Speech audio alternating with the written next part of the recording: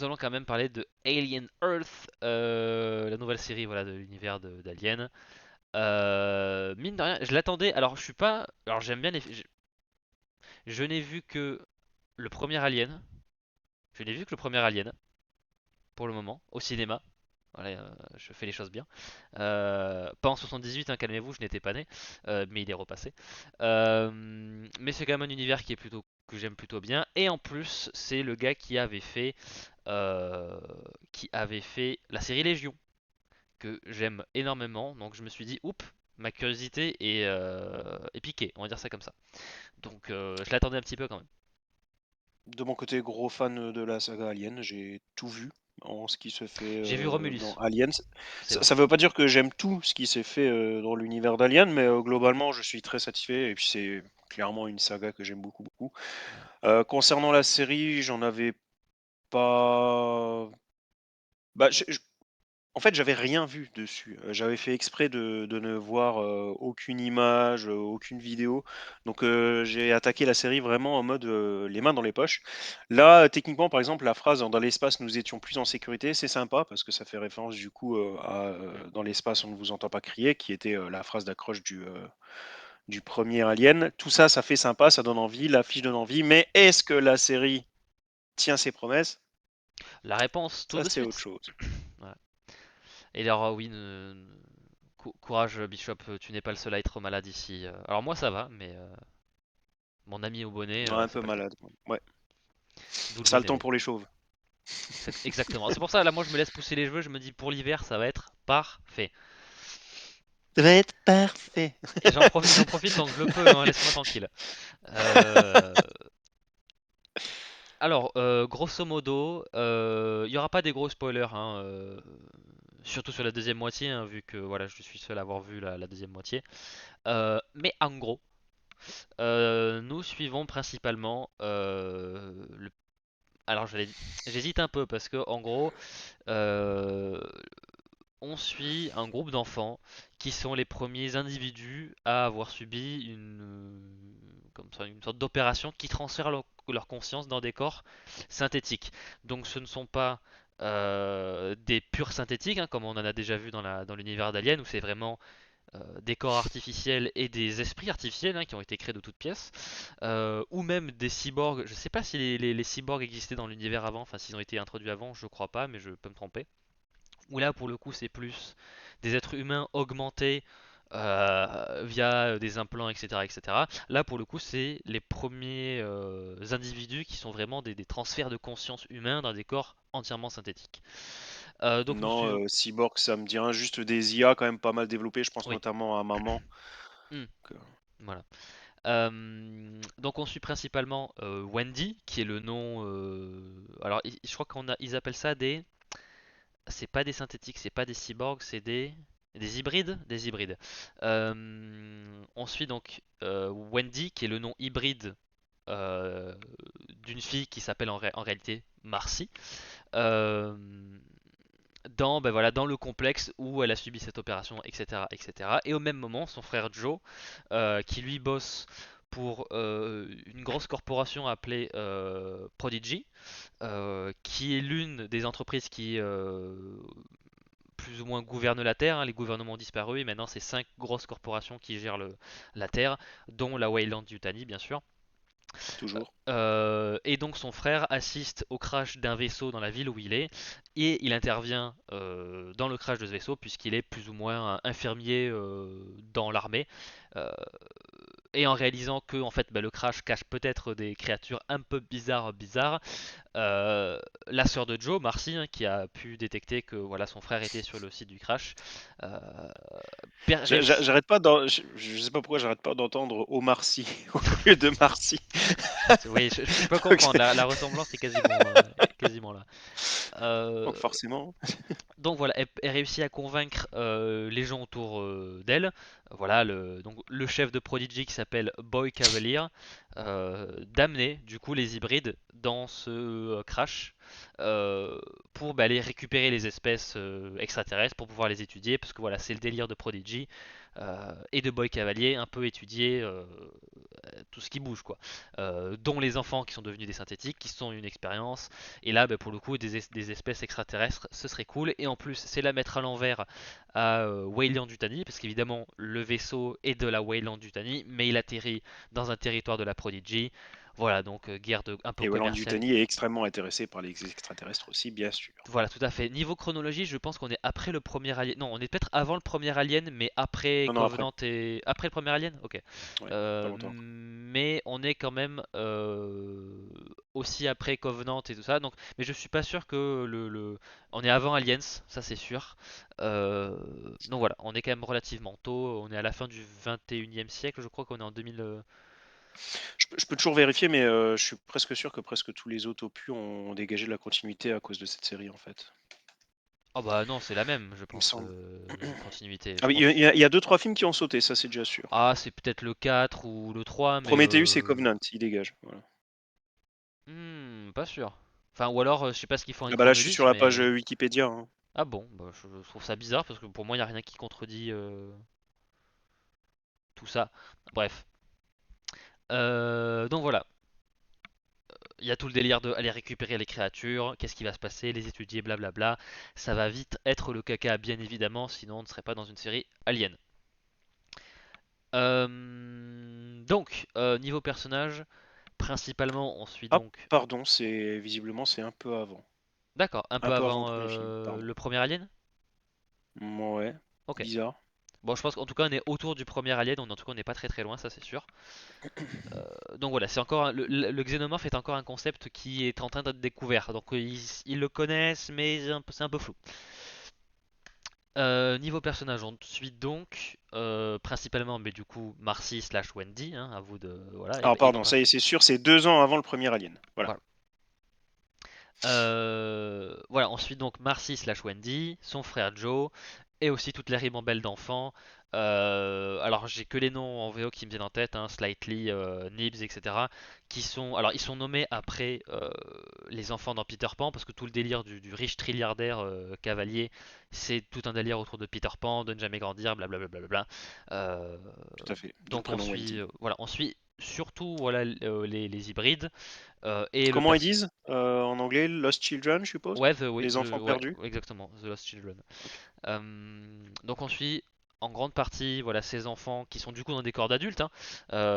D'ailleurs, je le place tout de suite. Les acteurs arrivent très bien à véhiculer que ce sont des enfants. Enfin, ils ont une gestuelle qui fait très.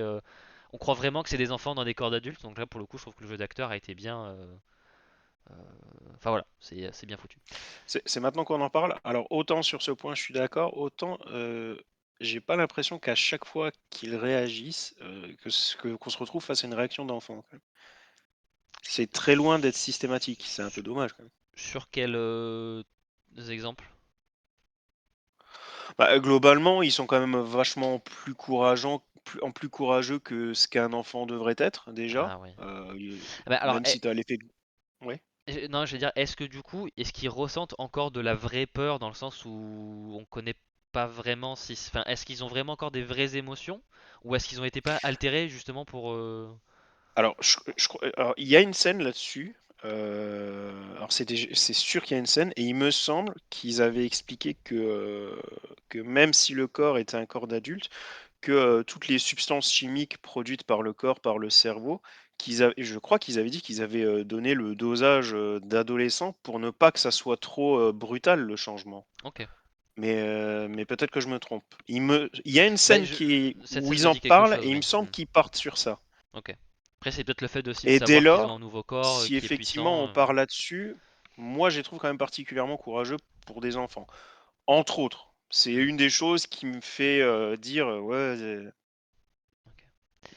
Donc voilà, on suit quand même en grande partie ces personnages-là, plus le frère de Marcy, mais aussi voilà le personnel du complexe, hein, parce que voilà la grande majorité des événements se passent dans le complexe d'études scientifiques de Prodigy. Euh, donc on a aussi voilà les chercheurs, Arthur, Sylvia, etc. Donc voilà. Pour se concentrer sur les personnages qui sont à l'écran, donc voilà c'est la ribambelle d'hybrides, le frère et les scientifiques. C'est un peu inégal, je dirais. Je viens de regarder le chat. Alors j'ai dit que je ne parlais pas de sujet polémique cette semaine, donc voilà.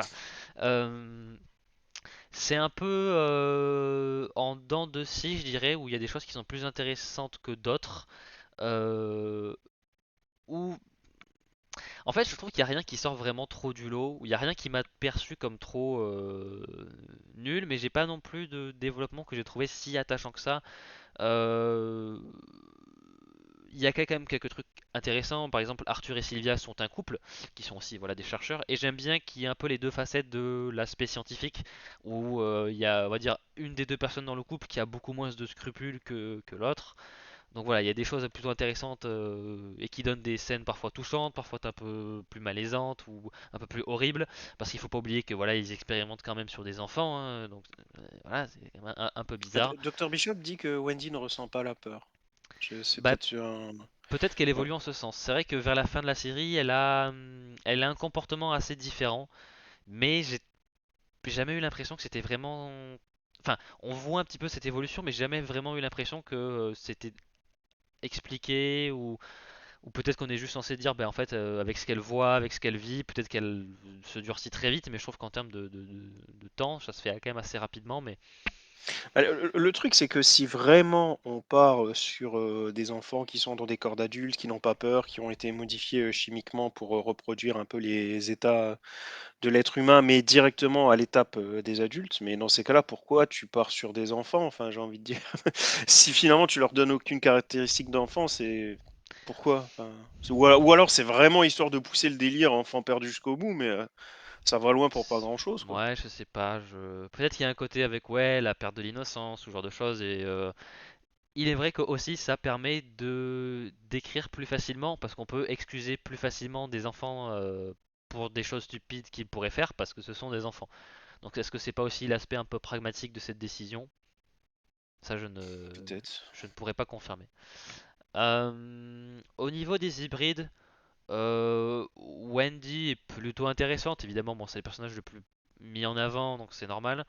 Mais j'ai pas trouvé que ça allait vraiment au bout des choses ou que c'était si, enfin, tant développé que ça. Ça reste un petit peu trop en surface. Alors c'est quand même, on y passe un peu de temps, mais il y a d'autres personnages qui même. Salut Arik. Salut Arik. Même voilà, il y a des personnages avec lesquels on passe peut-être un petit peu moins de temps. Par exemple, Slightly, qui a aussi voilà tout le dilemme de est-ce qu'on est censé écouter les adultes, qui faire confiance. Enfin voilà, il y a des trucs plutôt comme ça qui sont assez intéressants.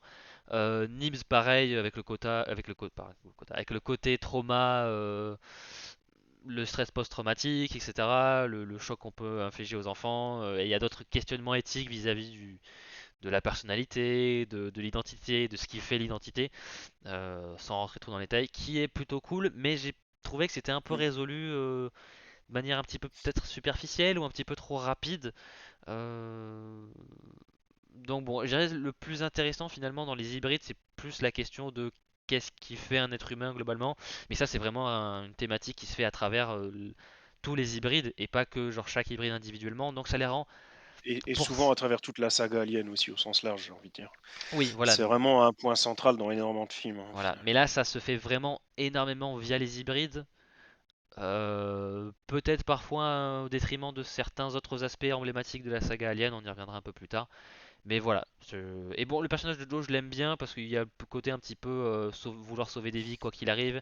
Et quand t'es sur une île remplie de créatures cheloues, d'androïdes et de gros fils de pute, ça remet pas mal de choses en question parce que ben en fait, ce qu'il y a finalement des gens qui ne méritent pas d'être sauvés. Voilà, c'est un peu voilà. Mais voilà, le plus intéressant, c'est vraiment la question des hybrides de manière globale, en mode qu'est-ce qui fait l'être humain. Euh, Pas que, voilà, les questions d'altérité, d'identité, il y a d'autres entités vivantes qui permettent avoir une réflexion dessus, mais voilà, on y reviendra juste après. Mais sur pas mal de points, de toute façon, que ce soit en thématique ou même sur certaines idées, on se rapproche pas mal du quatrième Alien, mine de rien, de Alien Résurrection. Cocorico, c'est français. Ah bah oui, merde, tu l'as pas vu, pardon. Je l'ai pas vu, non. Donc sur le côté, il y a un personnage qui a plus ou moins un lien avec un alien, ou en tout, Ça, enfin pas je forcément crois un que je lien sais, ouais. direct, mais en tout cas, il y a quelque chose d'existant concernant le fait que ça fasse vraiment très science-fiction. En tout cas, la science-fiction prend plus le pas pour moi sur peut-être l'horreur du premier opus et l'action peut-être du deuxième. Euh, donc, bah, aussi les expériences, les multiples créatures, tout ça, ça renvoie quand même pas mal au quatrième opus, je trouve. On a aussi voilà quelques personnages qui sont plus secondaires et je trouve finalement que c'est parfois ceux Ce sont les qui ont meilleurs. exactement, c'est ce que j'allais dire. C'est les trois que qui m'ont marqué et que j'ai adoré. C'est Alors que ce soit en termes de jeu d'acting ou de personnage d'ailleurs. voilà. Après, enfin, je pense que tout le monde était bon. Je pense qu'il n'y a aucune performance qui moi m'a paru mauvaise, mais c'est vrai que ces trois-là ont quelque chose. Est-ce que c'est l'écriture? Est-ce que c'est un certain charisme? Alors pour Timothée Olyphant, c'est sûr c'est un charisme parce que je trouve que cet acteur, il a un truc. Il a un truc en plus que peu de gens ont à Hollywood, je trouve. Et là, du coup, en Android, il joue un Android qui s'appelle Kirsch, que j'aime beaucoup parce qu'il y a un côté très froid, très analytique, qui a un côté un peu comique parfois, que j'aime beaucoup. Bon, ça reste un synthétique assez froid, donc c'est aussi un petit peu un connard, mais il y a un truc sympa dans son personnage que j'aime beaucoup. Et puis c'est aussi lui, d'une certaine manière, qui est un petit peu le gardien des enfants. Et il est dans un sorte de rôle pas paternel parce qu'il faudrait pas pousser, mais où il a un sorte de un petit peu un côté instructeur que j'aime bien, que je trouve marrant. Ben voilà, une machine qui apprend à d'autres machines entre guillemets, je trouve ça plutôt pas mal. En haut à droite, c'est l'espèce de petit con. Pour cet acteur, je suis d'accord, hein, je Mm, dirais même qu'il. Parce qu'on peut pas vraiment dire qu'il ait une carrière exceptionnelle. Je trouve que c'est un acteur Malheureusement. qui mériterait mieux. Mm, tout à fait. En haut à droite, on a voilà le petit connard Boy Cavalier, qui est donc le président, le PDG de Prodigy, qui est voilà typiquement pas le cliché, mais l'archétype d'un riche, en plus qui est très jeune, donc il y a un côté très immature, qui ne prend conscience de aucune règle, aucune limite, qui est prêt à bafouer tout ce que tu veux euh, pour arriver à ses fins, etc., etc. Mais ouais, il a un côté aussi un petit peu magnétique dans le sens où il a une manière de jouer qui sort un petit peu du lot, ou voilà, ou dans le sens où il cherche pas vraiment à être cool, ou ce genre de choses. Il est vraiment en mode oui, ça se voit que ça joue très bien le côté de, il a tellement été riche pendant tellement de temps, pas, ne serait-ce qu'en termes de proportion. Hein, je pense qu'il a été riche plus de la moitié de sa vie, un truc comme ça. Il a vraiment un côté de, il agit comme il le veut, il se comporte comme il veut dans n'importe quelle salle, avec n'importe quelle personne. Et voilà, ça se voit que c'est un espèce d'adolescent qui n'a jamais vraiment grandi, mais qui peut se comporter avec n'importe qui de la manière dont il veut, parce que il est pété de thunes, et on vit dans un monde où c'est l'argent qui fait que tu es au sommet de la chaîne. Donc, ouais, voilà, exactement, il a un Ah, côté rien à le foutre, personnage me tout à fait. fait énormément penser au personnage de L dans Death Note. Donc Hmm, effectivement, encore très adolescent, bourré de mimiques, qui prend des poses qui sont pas vraiment naturelles, qu'un être humain normal ne prendrait pas hmm, forcément. Donc richissime, extrêmement intelligent, extrêmement extraverti et en même temps, ben, un peu en marge du reste de la société, quoi. Parce que le décalage est tel que bah, il n'est pas dans son milieu. hmm. Le personnage m'a énormément fait penser à elle, sauf que bah, bien sûr, pour elle, c'est un personnage de manga, tandis que là, on a un véritable acteur, et je trouve que du coup, l'acteur joue très bien ce rôle. Et je dirais même que physiquement, ça lui colle bien. Il... Du fait qu'il soit quand même Juvénile. assez maigre, j'ai envie de dire, ça donne un côté pas forcément. Quand il se déplace, ça donne un côté pas très dégourdi. Il a une tête qui fait un peu. Enfin, on a l'impression qu'il a un grand cerveau parce qu'il a beaucoup de cheveux. On a l'impression qu'il a une tête gigantesque. Ça fait Ne presque sois pas ampoule, jaloux. donc ce qui colle bien avec le côté extrêmement intelligent. Tout ça, c'est chouette. Je trouve qu'ils ont le casting colle bien là pour le personnage là.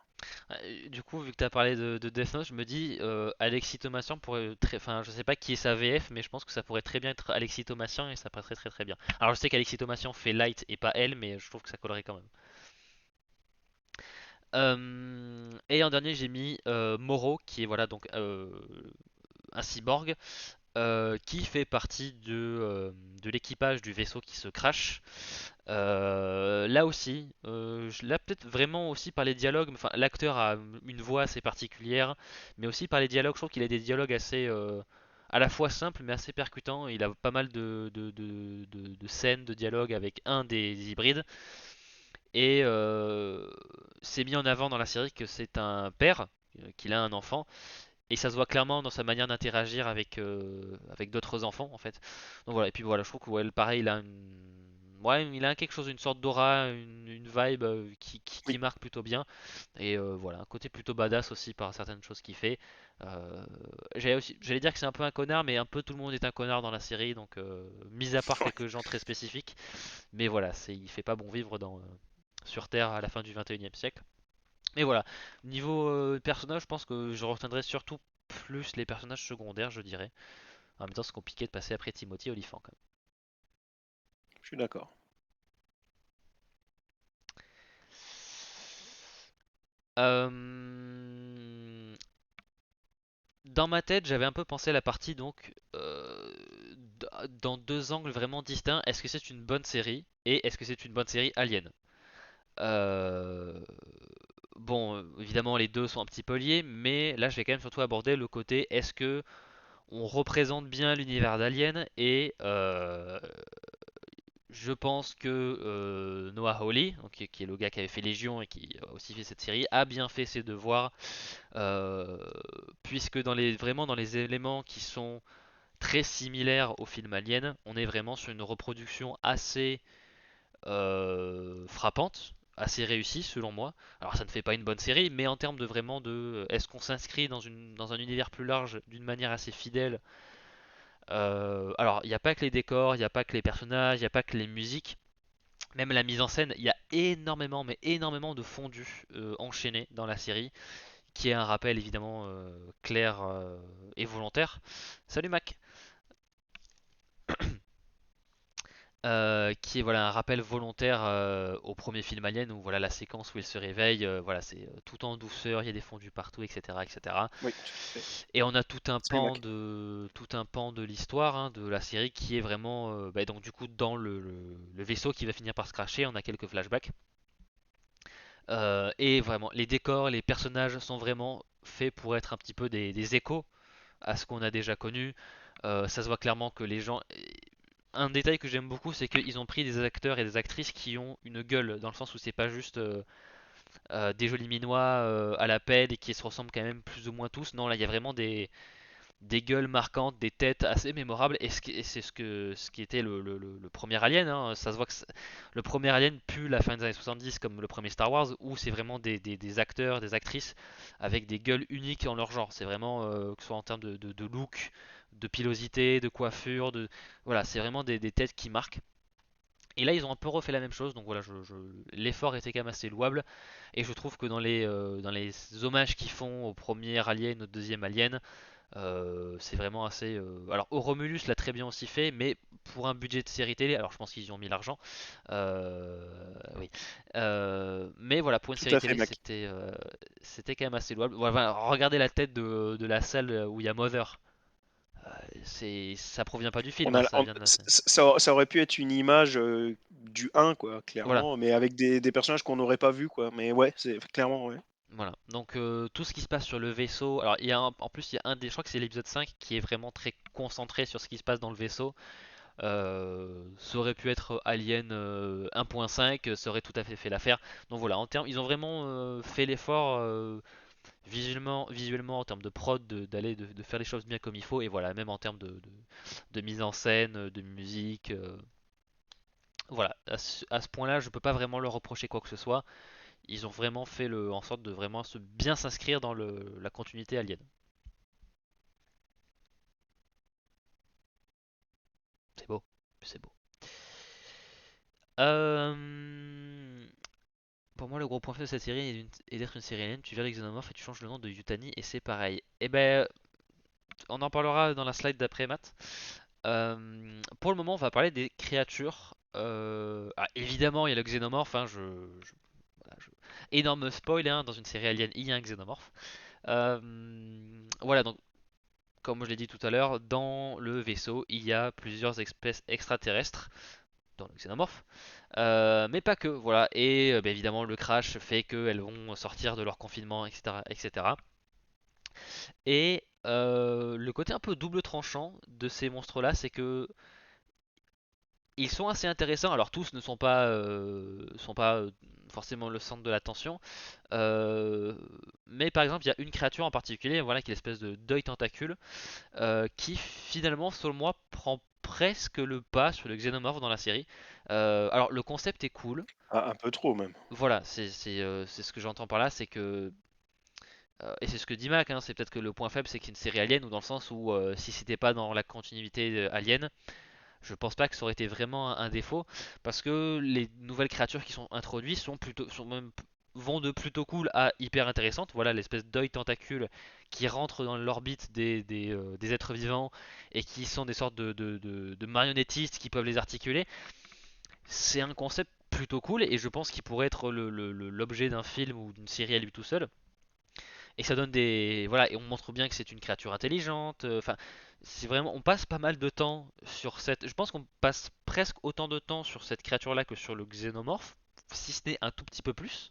J'ai pas le décompte, voilà, de temps de visionnage dans ma tête, mais on passe beaucoup de temps sur cette créature-là.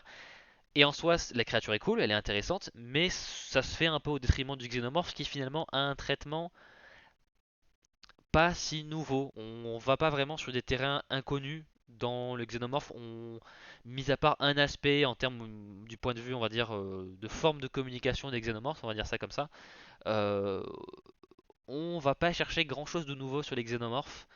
Et c'est un peu dommage parce que du coup ça la met un peu en retrait. Et t'es un peu en mode bah, c'est un peu dommage, c'est une série alien. Mais il faut quand même avouer que les designs des nouvelles créatures sont plutôt cool, assez dégueulasses.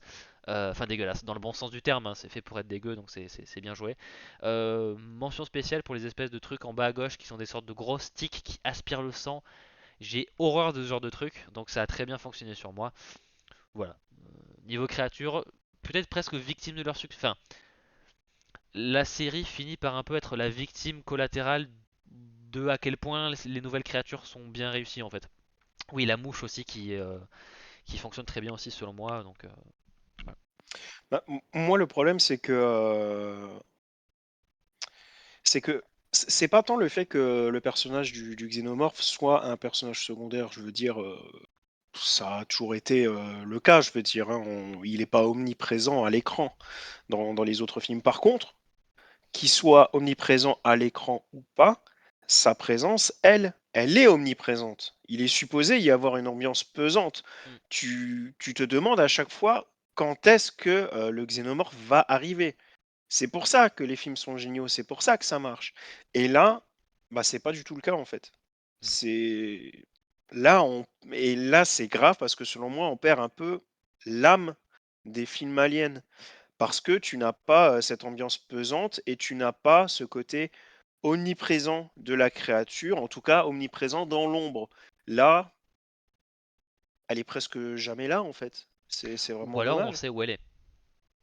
Ou alors on sait où elle est. Ouais. On joue Bah, pas assez sur l'absence de la créature. les premiers épisodes justement de la série, de la saison, dans ce sens-là, sont. D'ailleurs, pardon, vas-y. Ouais, j'allais dire, dans les premiers épisodes de la saison, le xénomorphe est beaucoup mieux utilisé parce que justement il est utilisé de manière plus classique où ben voilà, on est dans un crash de vaisseau, on sait pas exactement où il est, ou alors quand on sait, par exemple si on sait qu'il est dans telle pièce, on sait pas où exactement, donc là il est utilisé de manière un peu plus classique et ça fonctionne bien, enfin la tension est bien gérée, mais dès qu'on on finit l'arc on va dire du crash et qu'on passe sur autre chose, il est utilisé d'une autre manière où du coup on est un peu plus au courant de ses faits et gestes, etc. etc. Et ça perd un petit peu ouais, de son aura horrifique. Voilà. Ouais, clairement, oui. Donc c'est un peu dommage. Et puis même quand il intervient dans les premiers épisodes, en fait, dans les films, c'est pas son intervention qui fait peur. Enfin, si, mais c'est aussi tout ce qu'il y a autour. Enfin, c'est comment c'est amené, comment c'est mis en place, d'où est-ce qu'il surgit. Tout ça, c'est extrêmement secondaire, je trouve, dans cette série. Mm. Moi, je m'y retrouve pas, quoi. Ouais. Bah, je C'est pense un que le peu focus là, était là, je le vraiment sur vois le. comme une grosse bête à éviter, si tu veux. C'est, j'ai un peu de mal à donner mon ressenti, je dois Hmm, avouer. ouais. Je sais pas. Bah, C'est, je pense moi je vraiment retrouve pas les anciens codes en fait. le focus de la série était vraiment plus pour moi ouais, sur des questions de les hybrides. Enfin, pour moi, j'ai l'impression que la série s'attardait plus et s'intéressait plus à la question des hybrides.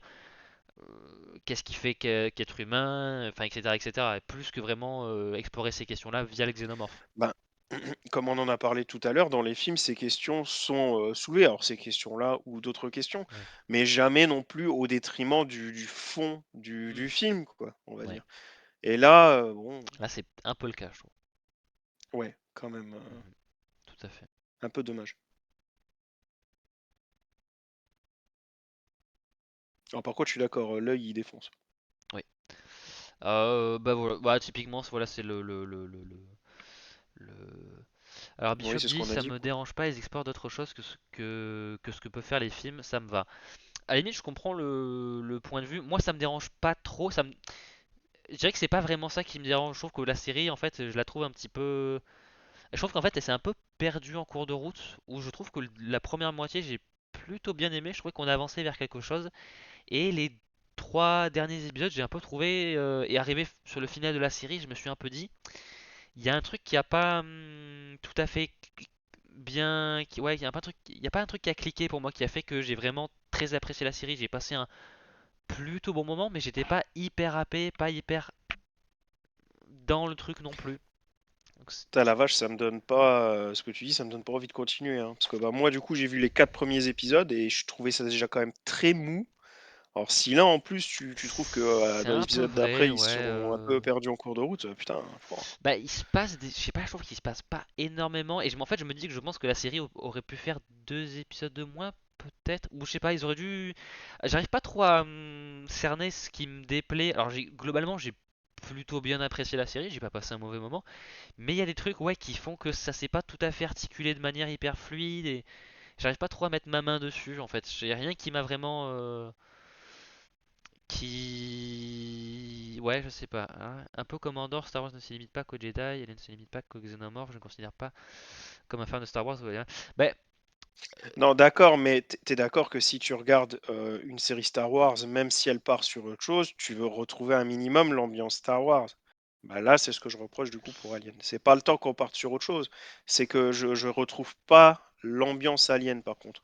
C'est un peu ce qu'a dit d'ailleurs, ce qu'a dit Matt, hein, je veux dire, tu enlèves l'Alien, tu changes le titre, tu vois même pas que c'est une série Alien, parce que tu retrouves pas les codes des films Aliens.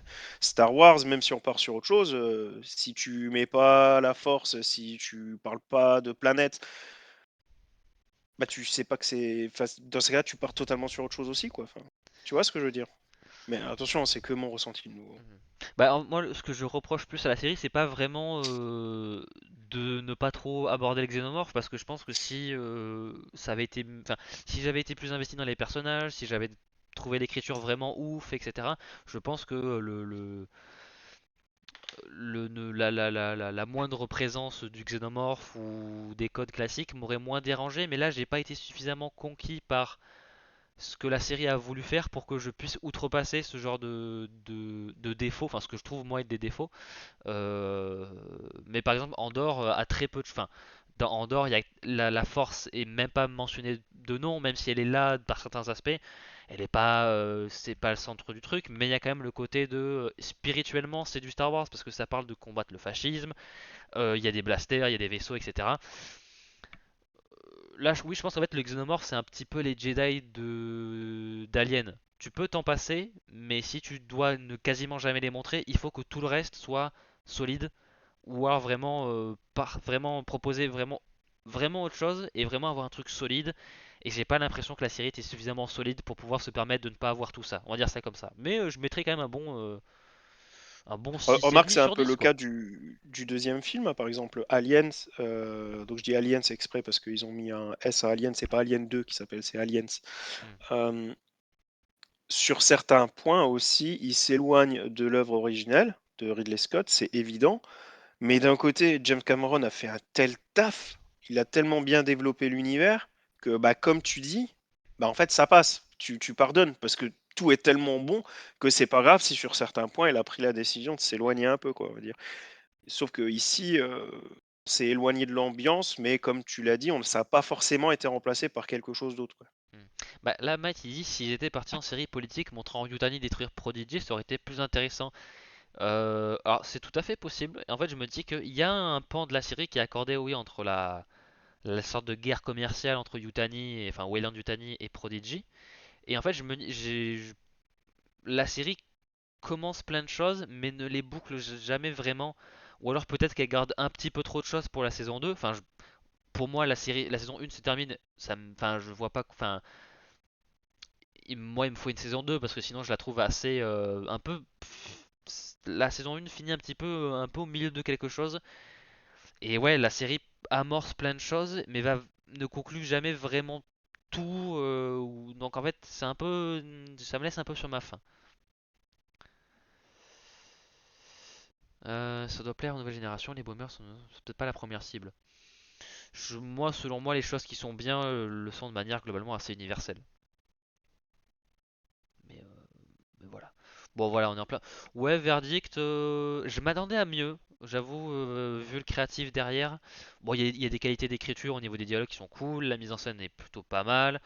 Euh, il y a des choses qui font quand même très très alien, hein, voilà, tout ce qui se passe dans le vaisseau, euh, certaines musiques, etc. Les prestations sont bonnes, mais il manque un truc qui fait que la série a un peu plus de punch et m'a plus accroché. Donc ouais, pour moi c'est vraiment ouais, un 6 sur 10, un 6,5. Je dirais pas que c'est nul parce qu'il faut pas déconner, mais il manque le truc qui fait que je trouverais ça vraiment bien. Pour moi, ça serait un 4 sur 10 sans doute, maximum. Ça, non, je me retrouve pas dedans. Alors peut-être que, comme tu dis, ils sont pas. Enfin, alors c'est vrai, de toute façon, ils sont pas tenus de plaire aux boomers, comme tu dis, j'ai envie de dire. D'accord, mais même les promesses initiales, même les promesses faites par la série télé elle-même, je trouve qu'elles sont pas tenues, quoi. Alien Earth, la Terre, franchement, alors en tout cas dans les 4 premiers épisodes, on s'en fout, à Non, peu de c'est choses près. anecdotique. Ça ne sert strictement à rien, à part la rivalité entre les deux compagnies, mais t'avais clairement pas besoin de dire que ça se passait sur Terre pour ça. Je pense que tu pouvais le mettre en scène autrement. Concernant les enfants, c'est pareil. Le côté enfant n'est pas rentabilisé. Alors, le côté Peter Pan, il est poussé à fond, hein. Mm. Ça, je suis d'accord. Et étant donné que l'intello a un côté doux rêveur, ça passe bien, effectivement. Euh, mais il y a trop de choses qui ne vont pas jusqu'au bout, en fait, dans cette série pour, pour te dire qu'elle est complète, quoi. Donc ça, franchement, je tire la gueule à chaque fois que je mets un nouvel épisode, quoi. C'est long, c'est vraiment long. C'est vrai que c'est un Et petit donc peu là, long, quoi. tu penses qu'il va peut-être y avoir une saison 2? Bah dis donc. Je sais pas. Enfin, ça n'a pas été confirmé quoi que ce soit, mais, voilà. Mais, ouais. Après, pour quand même finir sur une point un peu positif, il y a des scènes que j'ai trouvé plutôt cool parce que ça montrait un petit peu une certaine gentillesse de certains personnages. Enfin, il y avait des moments assez touchants, assez attendrissants. Bon, voilà, j'ai pas mal parlé des défauts, mais il y a aussi quand même des qualités que j'ai. Ah, apparemment, c'est officiel, dit Matt. Bah, accessoirement, moi j'avais adoré Romulus, hein, en fait. On en avait parlé, et du Moi, coup, j'avais bien aimé. J'ai passer pas de adoré, Romulus j'avais à bien aimé. ça, c'est vrai que j'ai du mal. Alors attention, encore une fois, vous avez le droit d'aimer, chacun trouve Midi à sa peut porte. apprécier ce qu'il veut, mais moi c'est vrai que là, je pense encore un épisode et je vais m'arrêter là, si ça bouge pas un peu. C'est triste, ça sera le premier projet Alien que j'abandonne.